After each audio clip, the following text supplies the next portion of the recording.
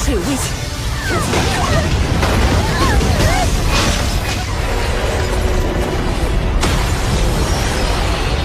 空柄之法的真谛。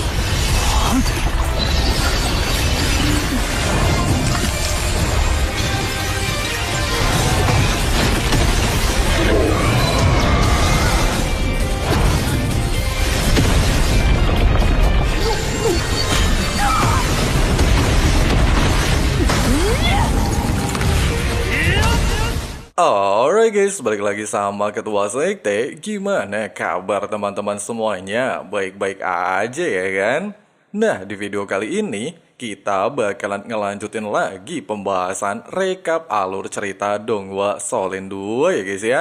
Buat teman-teman yang baru gabung atau belum sempat nyimak pembahasan bagian sebelumnya, Abang Frank saranin nonton dulu ya guys ya, supaya teman-teman gak gagal paham ngikutin kelanjutan alur ceritanya. Linknya udah ada di kolom deskripsi. Oke lah guys, nggak usah kelamaan lagi di awal video. Langsung aja simetriskan posisi rebahan. Inilah waktunya kita baku hantam.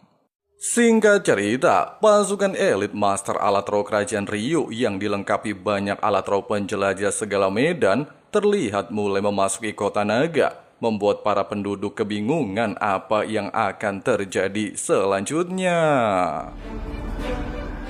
Di sisi lain, di saat Nan Qiuqiu merasa sangat khawatir King Huo Yuhao masih saja belum keluar dari Danau Dingin, Yuhao sendiri masih melakukan percakapan dengan Ratu Salju. Bahkan Ratu Salju berniat mengajari Yuhao metode pengendalian es dan melihat dunia es yang sebenarnya. Es dan salju pada dasarnya berasal dari air yang juga merupakan sumber kehidupan. Asalkan ada air, maka pastilah akan ada kehidupan. Tidak peduli bentuk es dan salju, mereka tetap berasal dari air, hanya berubah bentuk oleh suhu. Sehingga garis besarnya, cara mengendalikan air adalah dengan mengendalikan suhu. Ketika nantinya Yuhao mampu memahami suhu dan sifat air, maka dia barulah akan secara sempurna mengendalikan es. Sedangkan di tahapan ini, Ratu Salju akan mengajari metode pertama yang disebut perubahan suhu.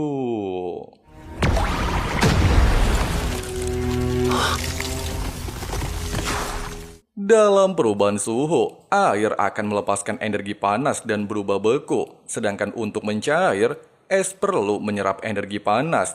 Itulah yang menjadi alasan kenapa rasa dingin terkadang datang terlambat. Pasalnya ada energi panas di dalam tubuh seseorang. Perkataan Ratu Salju membuat Yuhao menyadari ketidaktahuannya selama ini tentang es. Meski memiliki es ekstrim, tapi dia selama ini mengabaikan aspek penting dan paling dasar tentang es. Kemudian mempraktikkan ucapan Ratu Salju untuk merubah suhu. Di saat Yuhao berterima kasih mendapatkan pemahaman baru tentang es, Ratu Salju hanya berharap hal ini dapat membantu Yuhao nantinya jika ingin membentuk inti jiwa keduanya. Namun untuk saat ini, Ratu Salju harus lebih dulu membantu Yuhao menyerap 6 sumsum es misterius yang tersisa.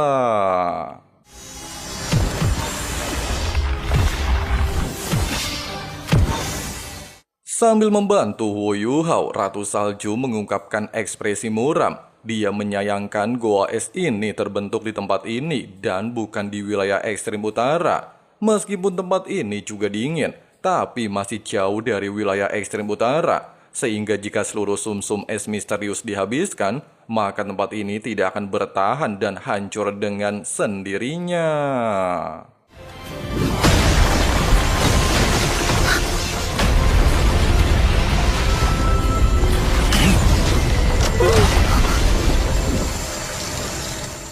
Di saat Nan Qiuqiu merasa senang, Yuhao akhirnya menunjukkan diri. Yuhao sendiri menjelaskan betapa luar biasanya goa es misterius di tempat ini, bahkan membantunya meningkatkan kekuatan dan vitalitas. Selain itu juga, Yuhao menunjukkan kristal es ilahi yang merupakan logam langka yang dia temukan di dalam goa es misterius, serta meminta Nan Qiuqiu membawa semua kristal es kembali ke Sekte Tang. Sehingga Guru Xuan Ziwan dan Hei Saito bisa menciptakan alat roh tingkat tinggi.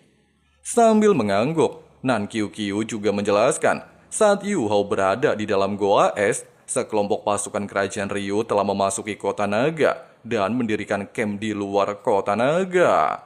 Fakta barusan jelas membuat Yu Hao merasa heran, di mana kota naga berbatasan dengan wilayah ekstrem utara dan tidak terdapat musuh kerajaan Ryu. Tetapi kenapa mereka mengirim pasukan elit ke tempat ini?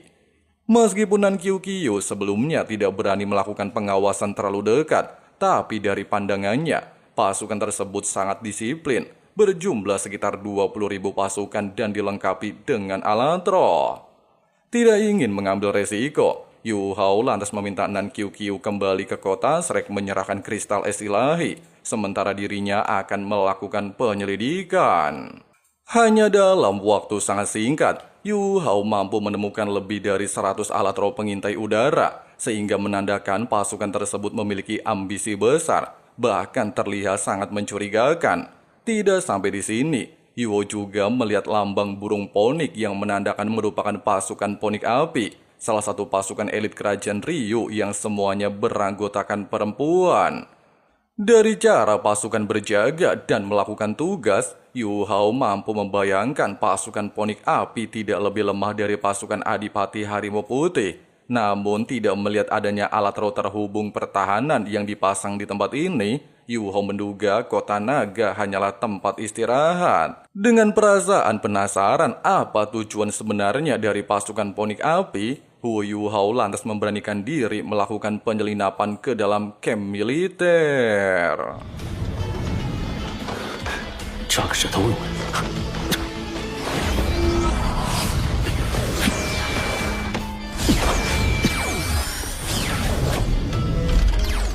Tepat ketika Yu Hao menargetkan salah satu pasukan untuk mendapatkan informasi, di tubuh orang ini ternyata terdapat alarm terhubung. 测试一下这座军营的真实实力，触发式警报混导器。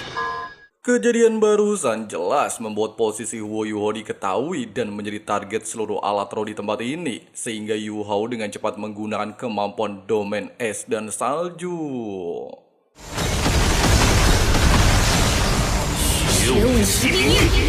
Tidak ingin pergi sia-sia, King Yu Hao lantas menggunakan kekuatan tubuh jiwa rumput es bintang, serta mengombinasikannya dengan tulang roh kaki kiri untuk menghancurkan alat roh pengintai udara.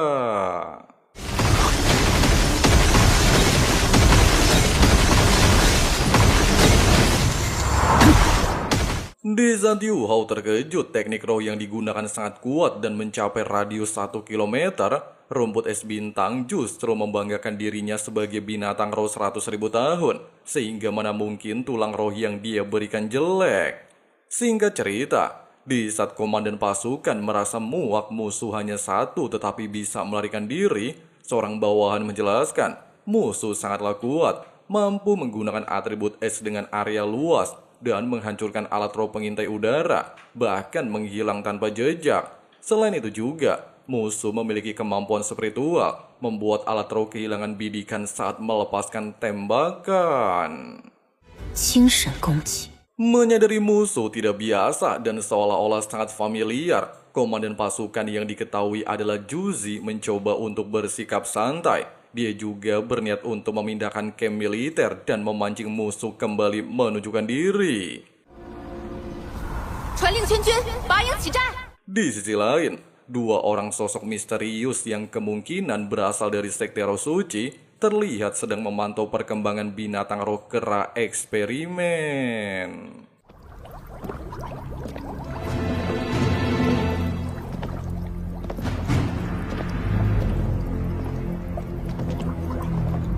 Tidak berselang lama, melihat salah satu subjek masih bertahan hidup, kedua orang ini segera melaporkan kejadian tersebut kepada pemimpin eksperimen. Bahkan mendengarkannya, sosok tersebut merasa bangga. Pasalnya jika percobaan berhasil, maka pasukan kerajaan Ryu akan memiliki organ cadangan yang tidak ada habisnya. Sementara itu, menyadari pasukan ponik api memindahkan camp setelah kejadian sebelumnya, Yu Hao lantas mencoba untuk menelusuri rute mengikuti kepindahannya.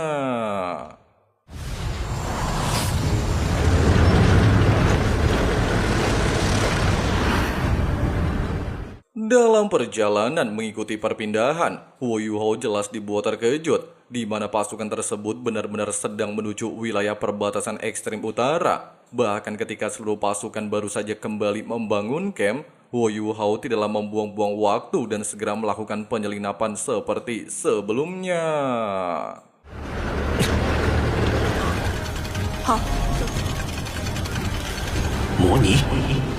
Melihat pasukan ternyata sedang melakukan pengeboran, membuat Yu Hao benar-benar panik. Pasalnya jika kota naga memiliki logam langka, maka wilayah ini pastilah memiliki lebih banyak logam langka. Sehingga membuat Yu Hao memiliki dugaan kuat kalau tujuan kerajaan Ryu mengirim pasukan untuk menambang logam langka di wilayah ekstrem utara, meningkatkan kekuatan dan memperluas skala perang, dan tiba-tiba... 封号斗罗， 就能瞒住我们的视线吗？既然来了， Di saat Yu Hao terkejut penyamarannya terbongkar, Juzi lantas memintanya untuk santuy. Dia telah menyadari musuh memiliki kemampuan menyembunyikan diri, sehingga dirinya sengaja bersusah payah segera memindahkan camp ke wilayah utara, di mana suhu di tempat ini sangatlah rendah. Dengan begitu, Alatro bisa memindai panas dalam tubuh. Meskipun Yu Hao telah berhati-hati dan menyamakan suhunya dengan lingkungan, tapi ketika dia bergerak, panas dalam tubuhnya akan langsung terdeteksi oleh alat roh panas dan mengakibatkan perubahan suhu. Tepat ketika Juzi meminta Yu Hao untuk menggunakan borgol pengkang kekuatan roh dan berbicara secara baik-baik, Yu Hao sempat berpura-pura menyetujuinya. Namun ketika borgol hampir mencapai tangannya, Yu Hao tiba-tiba menggunakan teknik ilusi dan merubah penampilannya menyerupai Dolo Api, sehingga membuat Dolo Api emosi dan segera melakukan serangan. 他是假的，快攻击！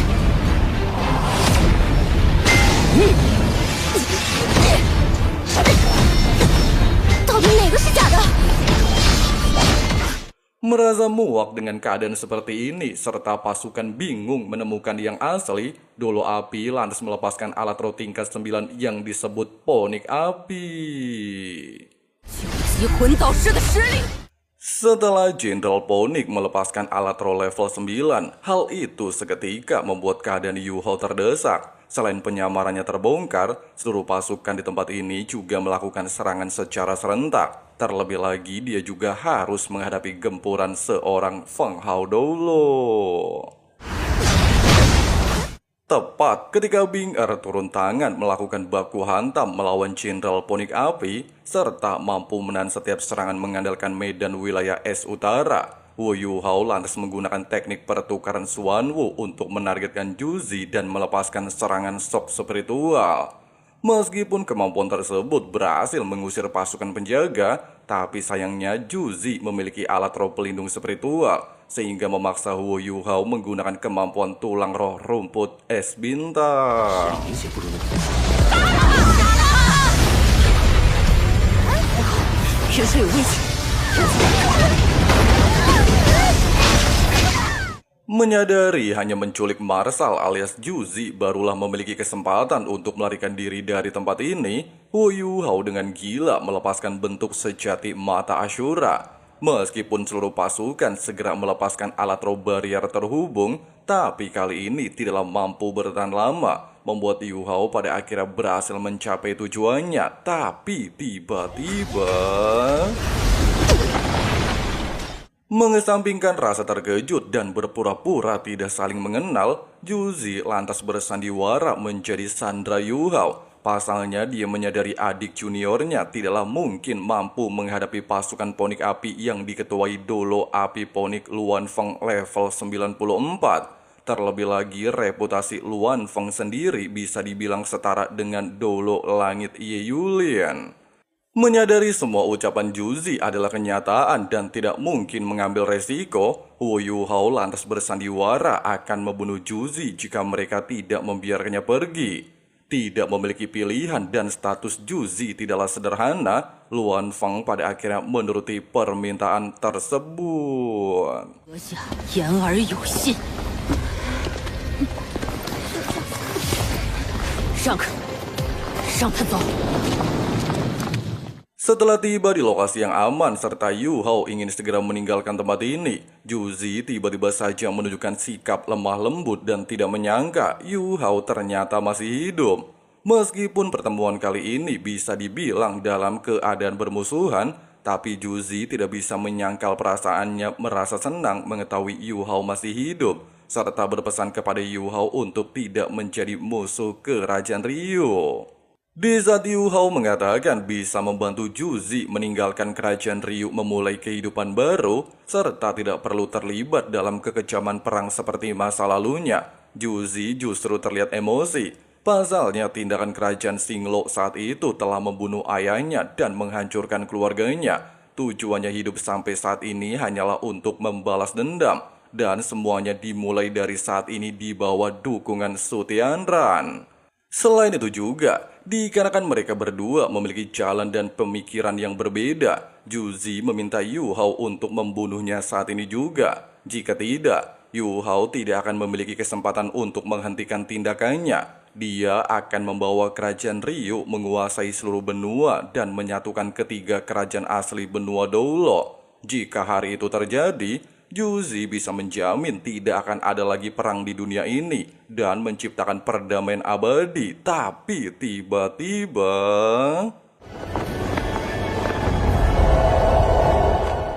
Desa Juzi mengatakan ikhlas dan ridho mati di tangan Yu Hao. Hal itu seketika membuat hati Huo Yu Hao tersentuh, bahkan membuatnya teringat dengan kenangan masa lalu mereka. Kenangan perjalanan mereka hingga bisa berada di pihak berbeda sampai saat ini.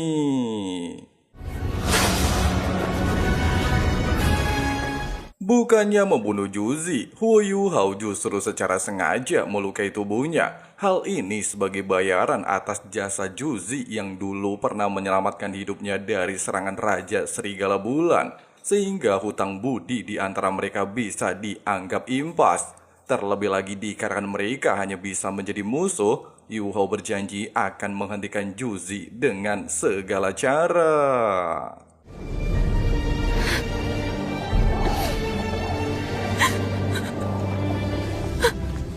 Meskipun merasa terpukul hubungannya dengan Huo Yu Hao memburuk, tapi Juzi ternyata memiliki niat tersembunyi. Dia bahkan mengeluarkan sebuah jarum alatro untuk mengambil sampel darah Huo Yu Hao yang tertinggal di tempat ini. Singkat cerita, setelah kondisinya pulih, Yu Hao terlihat menelusuri wilayah ekstrem utara untuk mendapatkan pasukan binatang roh demi mengusir Juzi dan pasukan ponik api dari tempat ini, menggagalkan upaya mereka menambang logam langka. Sambil memeriksa para binatang roh yang berkeliaran di wilayah ekstrem utara, Yu Hao juga teringat dengan perjalanan pertamanya bersama Sky Dream saat pertama kali datang ke tempat ini 10 tahun yang lalu. Tapi saat ini dia tanpa kesulitan sedikit pun, Yu Hao bisa mencapai wilayah inti ekstrem utara. Setelah tiba di wilayah inti, seluruh tubuh jiwa Yu Hao terlihat menunjukkan diri. Bahkan Ratu Salju merasa sangat senang bisa kembali ke kampung halamannya, di mana nyatanya, selain menjadi kaisar es pertama, Ratu Salju sendiri terlahir oleh alam dari pemadatan energi es paling murni di dunia. Benar-benar eksistensi yang ditakdirkan untuk menguasai elemen es dan wilayah ekstrem utara. 好一只冰天玄女舞，雪舞飘零。回家的感觉真好。 Sementara itu, ketika Luan Feng merasa senang, Juzi kembali dalam kondisi sehat walafiat. Juzi sendiri segera memerintahkan untuk melakukan pertemuan para jenderal.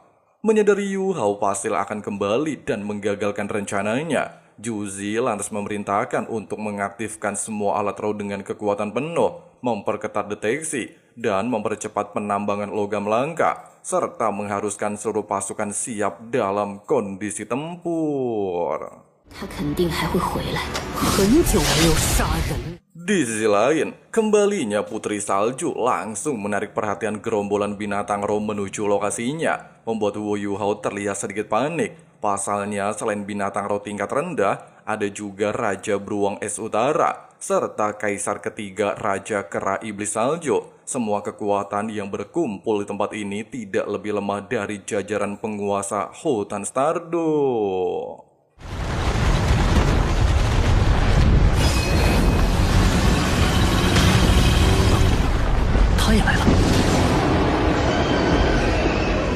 几乎不弱于星斗大森林的凶兽雄军，已经远远超过了10万年魂兽的级别。 Di saat Yu Hao terkejut melihat kedekatan Raja Beruang Es dengan Ratu Salju, serta Ratu Salju memanggilnya dengan sebutan Xiao Bai alias beruang kecil, Bing Er lantas menjelaskan, Xiao Bai merupakan anak angkat Ratu Salju. Dia sejak kecil dirawat dan dibesarkan oleh sang ratu.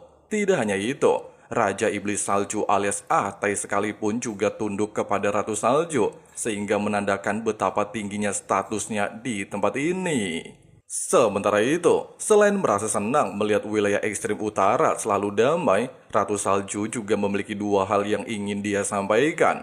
Pertama, dia akan melakukan pengasingan di tingkat berbeda, serta tidak bisa memastikan hasil akhirnya, sehingga bisa dianggap pertemuan kali ini akan menjadi terakhir kalinya.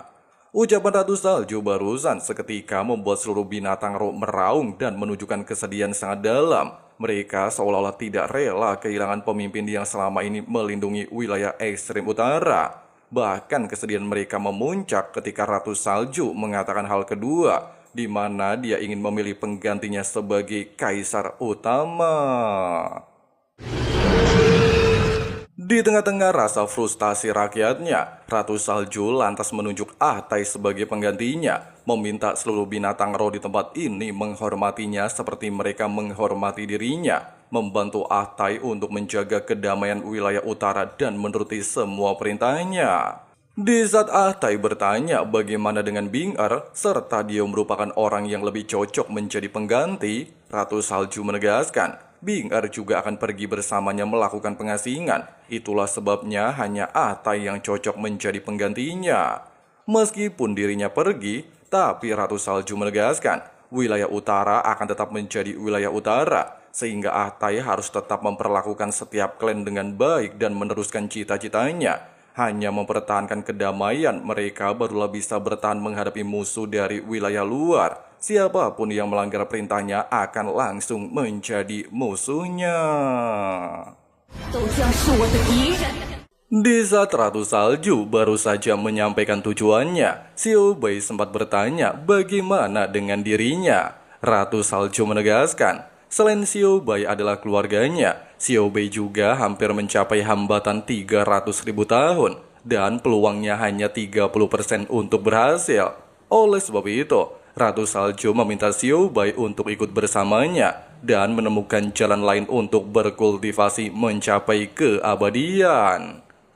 Singkat cerita, selama setengah bulan berada di tempat ini, Ratu Salju terlihat terus-menerus mengajari Huo Yuhao tentang unsur dasar atribut es yang berasal dari air. Selain bisa membawa kehidupan, air juga bisa membawa kematian.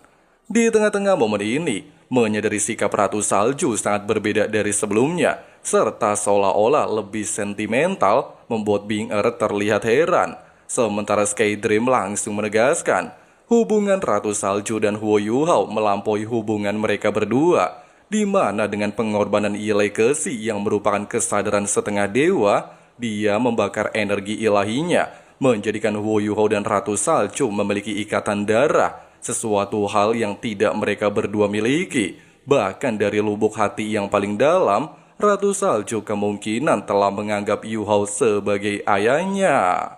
Sementara itu, setelah mendengar semua arahan Ratu Salju, Yu Hao mulai menyadari satu hal. Air dan es bukan hanya sebuah perubahan suhu, tetapi juga merupakan transformasi dari siklus kehidupan dan kematian, membuatnya menyadari esensi sejati pengendalian es dan mampu membentuk armor dewa es dari kemampuan ketujuh roh pelindung atribut esnya.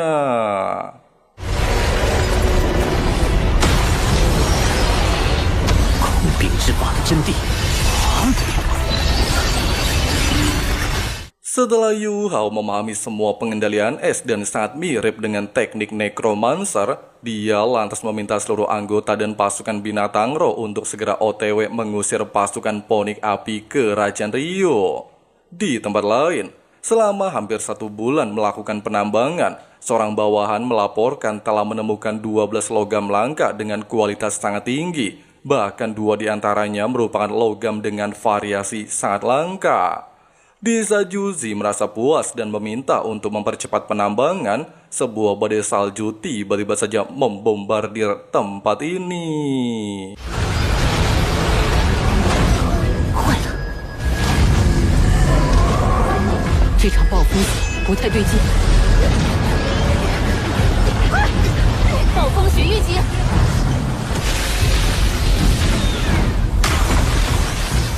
Menyadari badai salju berasal dari gelombang binatang roh yang dipimpin oleh Yu Hao, Juzi lantas meminta seluruh pasukan untuk bersiap baku hantam. Sementara Yu Hao jelas memerintahkan seluruh binatang roh untuk mengusir pasukan musuh dari wilayah ekstrem utara.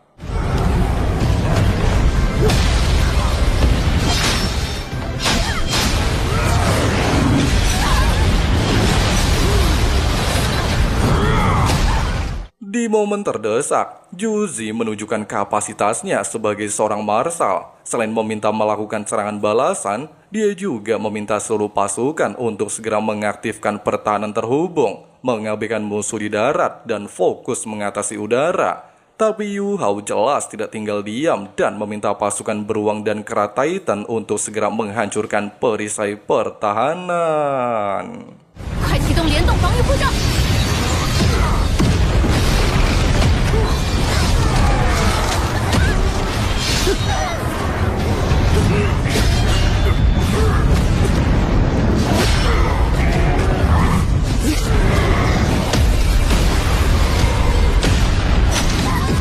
Tepat ketika Dolo Api Ponik Luan Feng menggunakan alat roh level 9 Ponik Api untuk melakukan serangan, Xiao Bai tanpa basa-basi merubah tubuhnya menjadi lebih besar dari sebelumnya, serta menggunakan teknik Meteor Es untuk memblokirnya.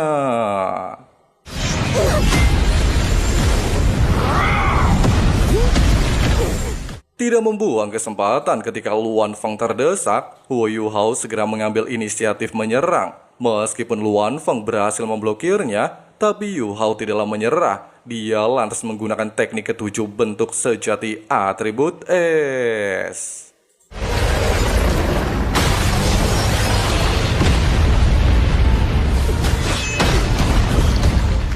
Merasa muak alat roh level 9-nya dihancurkan oleh Xiao Bai, Luan Feng dengan gila menggunakan teknik ke-6 sayap api untuk membakar semua binatang roh. Menyadari teknik tersebut tidak mungkin bisa ditahan pasukannya, Huo Yu Hao tanpa basa-basi melakukan kombinasi dengan Ratu Salju.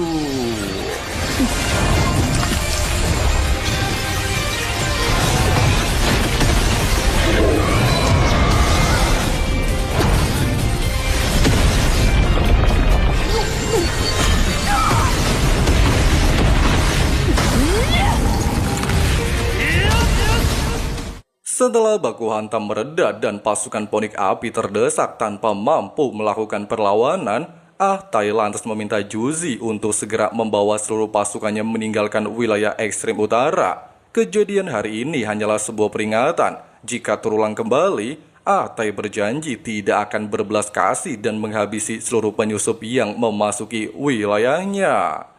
Dengan perasaan sakit hati sejak dia memegang kendali pasukan Ponik Api dan menjadi kekalahan pertamanya, Juzi terlihat menunjukkan wajah frustasi. Selain pasukannya mengalami korban jiwa luar biasa banyak alat roh mereka juga hancur dalam pertempuran. Bahkan logam langka yang telah mereka kumpulkan dengan susah payah seketika sirna. Fakta barusan jelas membuat Juzi merasa muak atas tindakan Yu Hao, serta tidak akan melepaskan Yu Hao jika suatu saat nanti kembali jatuh ke tangannya. Di sisi lain, meskipun para binatang roh merasa puas dengan kemenangan mereka, tapi Xiao Bai terlihat mengalami cedera pasca melakukan duel dengan alat roh level 9 Ponik Api dan bertanya kepada kakeknya alias Yu Hao, apakah senjata seperti itu yang sebelumnya dia sebutkan. Di saat Yu Hao merasa malu dipanggil kakek, Xiao Bai lantas menjelaskan, dikarenakan Ratu Salju alias ibunya memanggil Yu Hao ayah, maka dirinya sebagai anak Ratu Salju sudah wajar memanggilnya kakek. Mengesampingkan hal tersebut, Tai telah mulai mempercayai ucapan Yu Hao, di mana umat manusia ternyata memiliki senjata menakutkan yang bisa memusnahkan binatang roh. Yu Hao menegaskan, Pasukan yang sebelumnya mereka lawan hanyalah pendahulu, sementara kekuatan sejati kerajaan Ryu belum sepenuhnya terungkap. Itu juga yang menjadi alasan kenapa dirinya memerintahkan pasukan binatang roh untuk mundur setelah memberikan pelajaran. Pasalnya mereka mungkin akan mengalami kerugian besar jika terus melakukan baku hantam secara langsung. Singkatnya, merasa tidak ada lagi yang perlu dibicarakan, serta tugas mereka telah selesai, Tai lantas memimpin pasukan meninggalkan tempat ini. Meskipun Ratu Salju sempat murung, tapi menurut Yu Hao, Tai pastilah akan menjadi pemimpin hebat di wilayah ekstrim utara. Menyadari binatang roh di tempat ini lebih kompak daripada binatang roh di hutan Stardo, serta kekuatan mereka sebanding dengan 5 binatang roh terkuat hutan Stardo, membuat Yu Hao tidak heran kenapa Ratu Salju bisa menciptakan surga di tempat ini. Meskipun ucapan Yu Hao adalah fakta, tapi bagi Ratu Salju, Yu Hao belum mengetahui kekuatan inti sebenarnya di hutan Stardo. Bahkan pemahaman Yu Hao tentang Ditian masih jauh dari kata cukup. Di mana Ditian bukan hanya sebagai pemimpin hutan Stardo, tetapi juga merupakan utusan dari penguasa sebenarnya dari seluruh binatang roh. Jika sosok tersebut memerintahkan untuk menghabisi manusia, bukan hanya hutan Stardo saja yang akan bergerak, tetapi seluruh binatang roh di benua Dolo juga harus mengikuti perintahnya. Jika hal itu benar-benar terjadi, maka kemusnahan tidak mungkin terhindarkan. Ucapan barusan jelas membuat Yu Hao kebingungan apa sebenarnya yang dimaksud Ratu Salju dan siapakah yang bisa mengutus binatang roh sekuat Ditian. Ratu Salju menjelaskan hanya binatang roh dengan umur panjang yang mengetahuinya, di mana awalnya penguasa seluruh binatang roh adalah Dewa Naga. Menurut informasi, Dewa Naga adalah binatang roh pertama yang terlahir. Dia memiliki kedudukan tersendiri di alam dewa, serta memiliki 9 putra. Namun dikarenakan alasan yang tidak diketahui, Dewa Naga mengalami kejatuhan.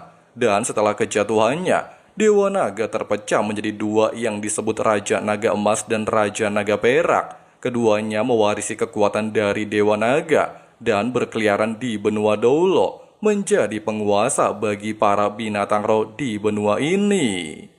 Sampai akhirnya, di saat benua Dolo dilanda malapetaka besar, seluruh klan naga bersatu untuk melawannya. Namun sayangnya, hampir seluruh klan naga tewas dalam insiden tersebut. Sedangkan Ditian adalah satu-satunya naga murni yang selamat dari bencana. Itu juga yang menjadi alasan kenapa Ditian disebut sebagai utusan penguasa binatang roh. Di saat Yu Hao bertanya, apakah Raja Naga Perak dan Emas masih hidup, Ratu Salju tidaklah bisa menjawabnya, dan kemungkinan hanya Ditian yang mengetahuinya. Di tengah-tengah obrolan, Xiao Bai tiba-tiba bertanya, kemana lagi mereka akan pergi? Apakah mereka akan menuju ke Akademi Shrek? Yu Hao menegaskan, mengambil jalan yang sama hanya akan membawa mereka dalam bahaya. Oleh sebab itu, mereka akan memutar memasuki ibu kota Tiando dan barulah OTW ke Akademi Shrek. Sebelum melanjutkan perjalanan, Yu Hao menyempatkan diri membawa Xiao Bai berendam di mata air dingin Yin yang demi memulihkan kondisinya. Meskipun Xiao Bai tidak mau pergi dan merasa tempat ini sangat nyaman, tapi begitu Yu Hao memberinya kristal es ilahi yang lebih menarik daripada rumput abadi di tempat ini, Xiao Bai pada akhirnya mengikuti Huo Yu Hao.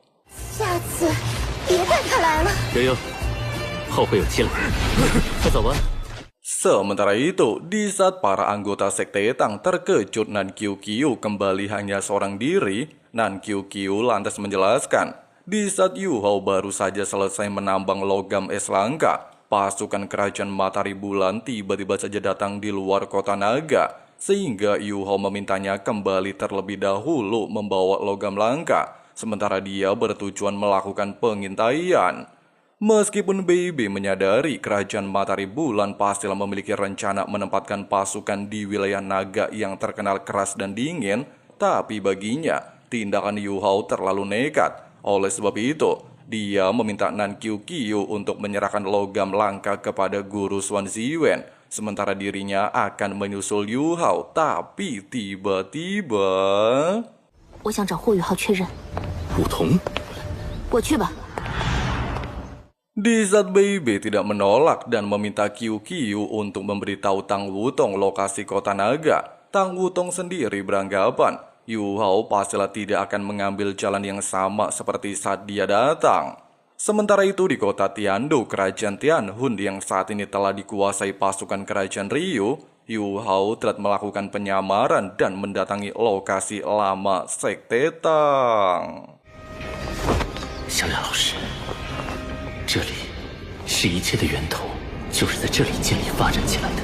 Menyadari tempat ini menjadi sejarah awal Sekte Tang, Yu Hao lantas berjanji untuk merebut kembali kota Tiando di masa depan demi mewujudkan impian Tangya. Bahkan memikirkan hal itu membuat Yu Hao semakin penasaran di mana keberadaan Tangya saat ini.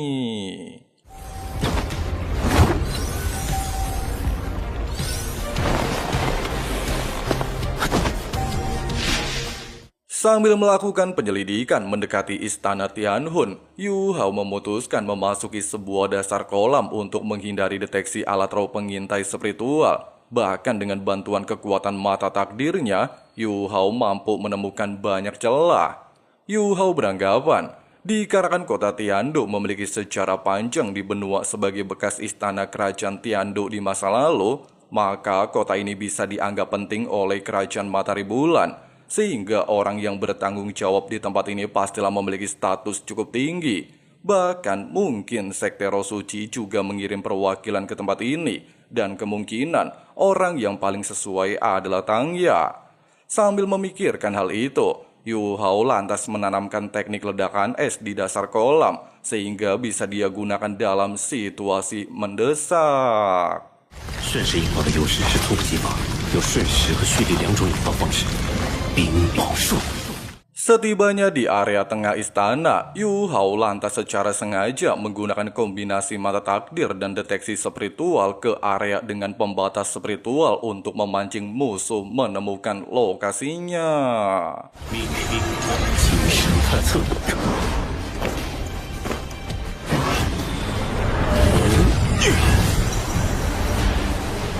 顺着他的精神气息找， 连调虎离山都调不上来。 Menyadari kedua musuh memiliki level 90 dan 80, serta dulu level 80 memiliki atribut spiritual dan memiliki ancaman jauh lebih besar daripada Feng Hao dulu, Yu Hao lantas mencoba memancing mereka menuju jebakan yang telah dia siapkan. 我闻到你的气息了，可惜他遇到了我。 高爆魂导炸弹，结果大喊无旋，对他！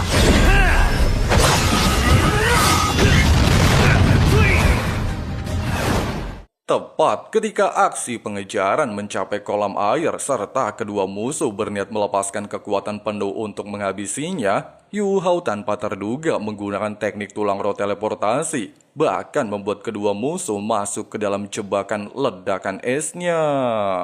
冰雹术。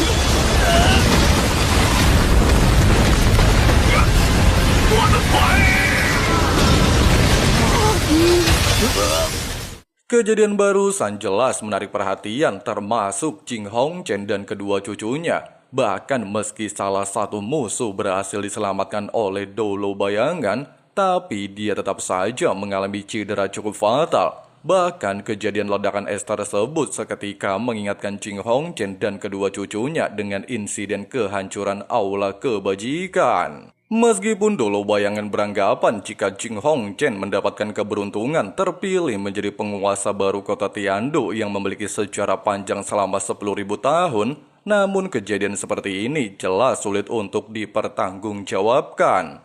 Di saat Jing Hongchen merasa kesal atas sikap Sekte Roh Suci yang semakin arogan, suhu di sekitar mereka tiba-tiba saja turun drastis.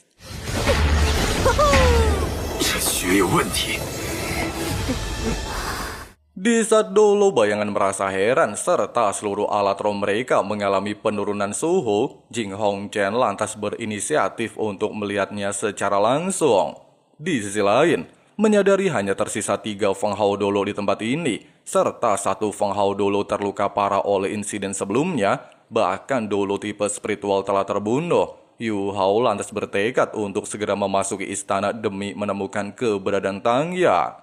Selain itu juga, dengan kultivasi Xiaobai yang setara dengan seorang dolo transenden level 97, dia pastilah bisa menghadapi Jing Hongchen. Dengan begitu, Yu Hao bisa dengan tenang menyelinap ke dalam istana Tiando. Menyadari deteksi spiritual mengelilingi pusat istana, serta Tang Ya belum juga terlihat wujudnya, Yu Hao lantas berniat menangkap salah satu dari 5 anggota Master Roh Jahat yang sedang menuju ke arahnya demi menemukan informasi.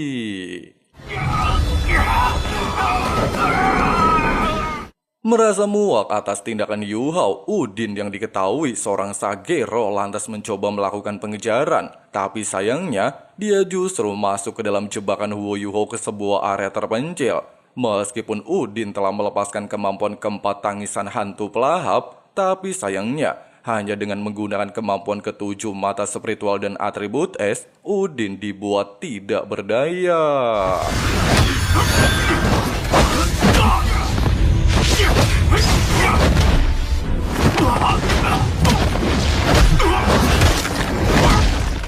Baru saja berhasil menangkap si Udin dan meletakkannya di alam dimensi kematian, serta berniat meninggalkan tempat ini, Yu Hao langsung dikejutkan dengan tekanan luar biasa hebat. Nah, ternyata tekanan luar biasa tersebut berasal dari Kaisar Naga Dolo Long Xiaoyao. Di saat Long Xiaoyao terkejut semua perkataan Ye Sisui adalah kebenaran, serta melihat dengan mata kepalanya sendiri, Yu Hao telah berkembang pesat hanya dalam waktu beberapa tahun singkat. Yu Hao sendiri mengungkapkan ketidakpercayaannya bisa bertemu dengan Long Xiaoyao di tempat ini. Di saat Yu Hao beranggapan tidak memiliki jalan untuk melarikan diri, Long Xiaoyao sendiri menyinggung tentang taruhan yang sebelumnya pernah mereka lakukan di awal pertemuan. Di saat itu, Yu Hao memberinya kejutan, dan hari ini Yu Hao kembali memberinya kejutan luar biasa dengan menjadi seorang Sagero yang hampir menjadi dolo level 80, sehingga menandakan Moen tidak salah memilih seorang murid. Di saat Yu Hao meminta Long Xiaoyao untuk tidak menyebut nama gurunya, serta beranggapan gurunya pastilah malu memiliki sahabat seperti dirinya, Long Xiaoyao lantas menegaskan, generasi muda tidak akan tahu cerita para generasi tua. Meskipun Yu Hao membenarkan ucapan tersebut, tapi baginya, Long Xiaoyao tetaplah seorang penjahat yang membantu Sekte Roh Suci. Bahkan jika suatu hari kerajaan Ryu benar-benar menyatukan benua, maka kemungkinan seluruh manusia akan menjadi budak Sekte Roh Suci. Long Xiaoyao menegaskan, tidak semua Master Roh Jahat merupakan penjahat. Hampir setiap Master Roh Jahat merupakan orang yang menyedihkan. Bahkan tidak bisa mengingat seberapa banyak penderitaan yang telah mereka alami. Itulah yang membuat para Master Roh Jahat memiliki sifat ekstrim dan menyedihkan. Ucapan barusan langsung dibantah oleh Yu Hao. Pasalnya mengingat tindakan Ye Sisui saat menggunakan alat roh menara kematian. Hal itu telah menyebabkan ribuan korban jiwa tewas dalam sekejap mata. Hanya bisa dianggap sebagai tindakan iblis yang tidak bisa dimaafkan. Tidak lagi bisa mengatakan apapun dan sambil menunjukkan wajah aslinya, Long Xiaoyao menegaskan, demi Ye Sisui, dia akan melakukan segalanya termasuk membunuh Huo Yu Hao. Nah, sepertilah pembahasan alur cerita rekap Donghua Shonen 2 di bagian kali ini. Nah, buat teman-teman supaya enggak ketinggalan updatean pembahasan selanjutnya, langsung aja klik subrek dan nyalain juga notifikasinya ya guys ya.